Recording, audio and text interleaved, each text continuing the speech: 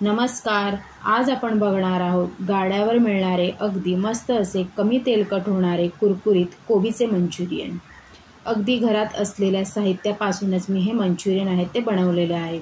तर ह्यामध्ये मी कोणताही सॉससुद्धा वापरलेला नाही आहे. बिना सॉसचे मी मंचुरियन असे मस्त हेल्दी मंचुरियन आहे ते. पिठाचासुद्धा वापर मी इथे कमीत कमी प्रमाणामध्ये केलेला आहे आणि ज्या भाज्या आहेत त्याचा प्रमाण मी इथे जास्त प्रमाणात म्हणजे त्या भाज्या घेतलेल्या आहेत.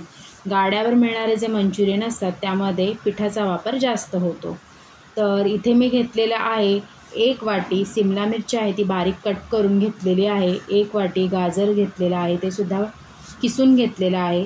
कोबी आहे इथे मी 3 वाट्या घेतलेला आहे. कोबी मी इथे चिरूनच घेतलेला आहे कारण कोबी किसला तर त्याचं पाणी आहे तो जास्त प्रमाणात सुटतो आणि मग ते मंचुरियन आहेत ते कुरकुरीत न होता चिवट होऊन जातात.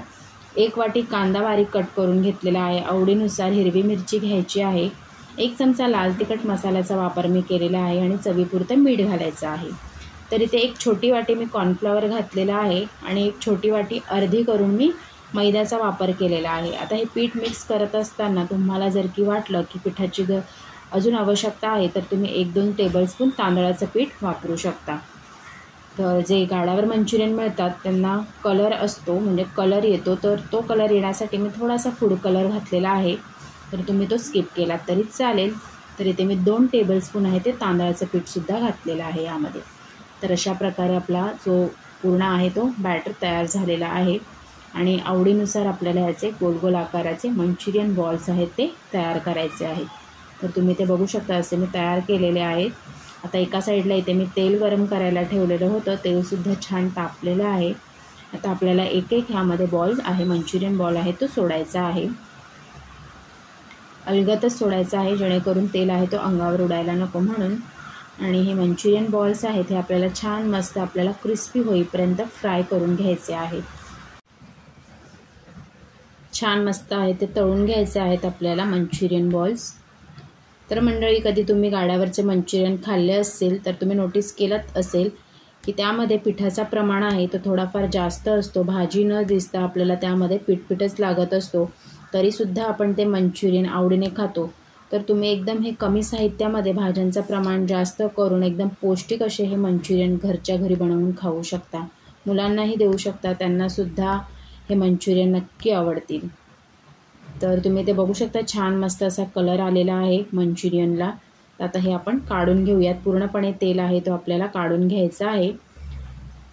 अशा प्रकारे तळून घ्यायचे आहेत. बाकी राहिलेले मंचुरियनसुद्धा असेच तळून घ्यायचे आहेत. छान मस्त रंग येईपर्यंत गोल्डन ब्राऊन आपल्याला हे तळून घ्यायचे आहेत. तर आता ह्यांना अजून स्पायसी बनवण्याकरिता इथे मी शेजवान चटणीचा वापर केलेला आहे. तर आता ती शेजवान चटणी मी कशा प्रमाणात वापरलेली आहे ते पुढे तुम्हाला मी दाखवणारच आहे. हे सुद्धा मंचुरियन बॉल्स आहेत ते तळून झालेले आहेत. तर ही जी शेजवान चटणी आहे ही मी वापरलेली आहे.